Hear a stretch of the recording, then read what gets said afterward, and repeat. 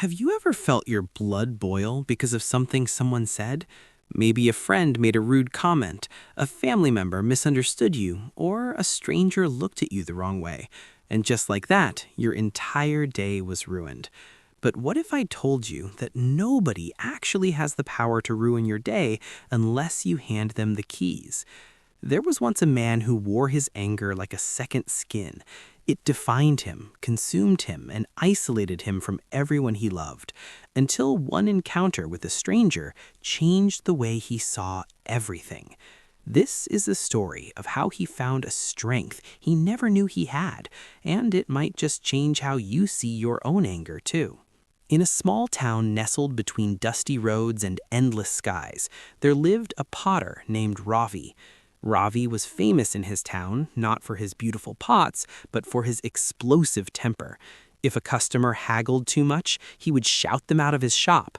If his son left a door open, he would fume for hours. If the neighbor's dog barked near his workshop, he would throw a stone in frustration. He truly believed that the world was a noisy, disrespectful place designed to provoke him. His wife, Mira, often said to him gently, "Ravi, does shouting really fix anything? Does it make the dog stop barking or the customer come back?" Ravi would always snap back, "If people knew how to behave, I wouldn't have to shout." He didn't realize that his peace of mind was a puppet, and anyone who annoyed him was holding the strings. One evening, a traveling merchant came to town. He was an old man with kind eyes and a calm demeanor that seemed to make the air around him feel still. He set up a small stall near the well, not to sell anything, but simply to talk. He spoke about life, about happiness, and about the chains we create for ourselves. People gathered, curious. Mira, desperate for a change in her husband, begged Ravi to go listen. Ravi scoffed. "Listen to some old man who talks for a living? I have real work to do with real problems." But the very next day, something happened that shook Ravi to his core. A young boy, trying to help, accidentally knocked over a stack of Ravi's freshly made pots, shattering them into 100 pieces. Ravi erupted. His face turned purple, his veins bulged, and he screamed at the terrified boy until the child ran away crying. That night, sitting among the broken pieces of clay, Ravi didn't feel powerful. He felt hollow. He felt alone. He whispered into the darkness, "Why do I feel so empty after I explode?" Before dawn broke, Ravi found himself walking towards the well where the merchant sat. The old man was meditating, his face serene as the first rays of sun touched it. Ravi waited, feeling awkward. Finally, he spoke, his voice cracking. "Sir, I don't know how to stop this fire inside me. People light it, and I burn." The merchant opened his eyes, and they held no judgment, only compassion. He gestured for Ravi to sit. "Tell me," the merchant asked softly, "when you are angry, who suffers the most? The person who lit the match or the house that burns?" The question hit Ravi like a stone. He thought about his sleepless nights, his pounding heart, his lonely evenings. "I do," Ravi admitted. The merchant nodded. "Anger is like drinking poison and expecting the other person to die. It harms no one but you." The merchant then took a handful of fine dust from the ground. "Watch," he said. He opened his palm and blew the dust gently. The wind carried it away, disappearing into the air. "If I had thrown this dust at you, you would have had to brush it off, but by blowing it gently, it troubles no one." He looked at Ravi. "When someone throws their anger at you, you have two choices. You can stand rigid and let it hit you, or you can be like the wind and simply let it pass by. You can let their words be just words, not weapons." Ravi was confused. "But how do I not feel it? Their insults are sharp." The next morning, the merchant gave Ravi a small empty bowl and asked him to fill it with water from the well. Ravi did so. The merchant then said, "Now watch." He dropped a tiny pebble into the bowl. The water rippled violently, disturbing the surface.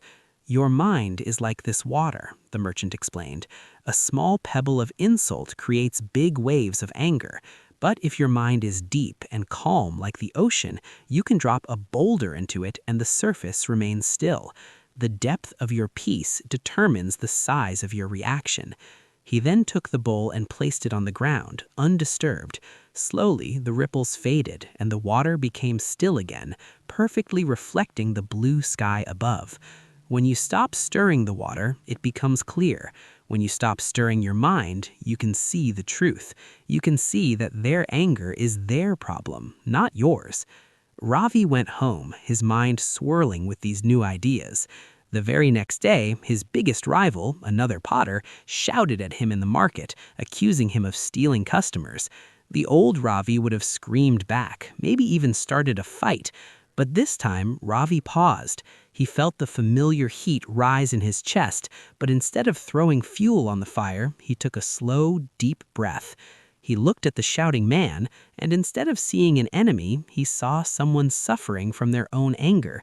He said nothing, simply nodded his head calmly and turned away. The shouting potter was left speechless, his anger having no target, fizzling out into confused silence. For Ravi, the victory wasn't in winning an argument, it was in not starting one. He felt a lightness he never knew. Of course, the path wasn't easy. The next week, some teenagers, knowing his reputation, tried to provoke him on purpose, calling him names and laughing. The old habit screamed inside him to react, his fists clenched. But then he remembered the bowl of water.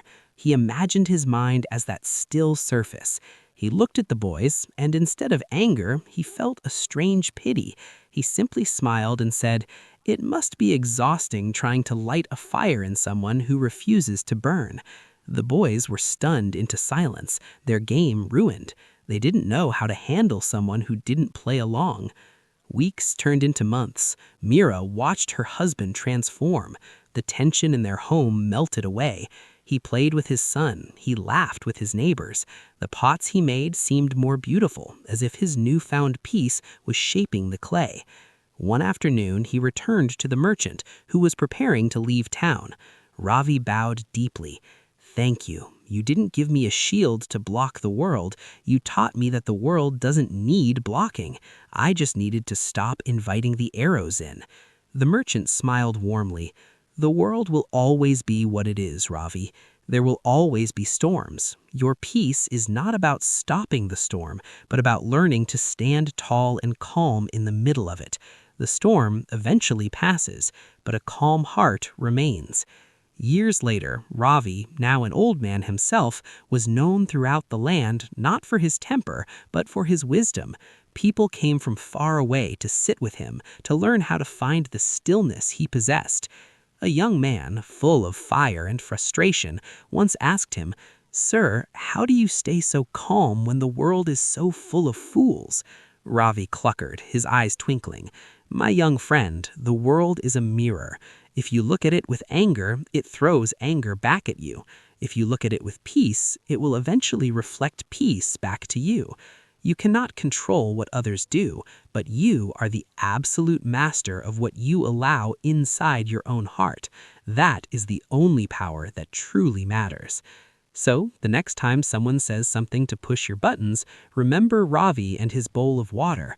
Ask yourself, will I let this small pebble create a storm in my ocean, or will I choose to be so deep that it cannot touch my surface? The choice, the power, is and always has been completely yours. You cannot control the wind, but you can learn to sail. You cannot control the words of others, but you can choose not to let them build a home in your head. If this story of Ravi's journey from anger to peace has reminded you of the power you hold within, please share it with someone who needs to hear it today. And if you want more stories that help you find strength, calm, and a deeper understanding of yourself, make sure to subscribe to the channel, because your journey to a stronger, more peaceful you begins with the very next story.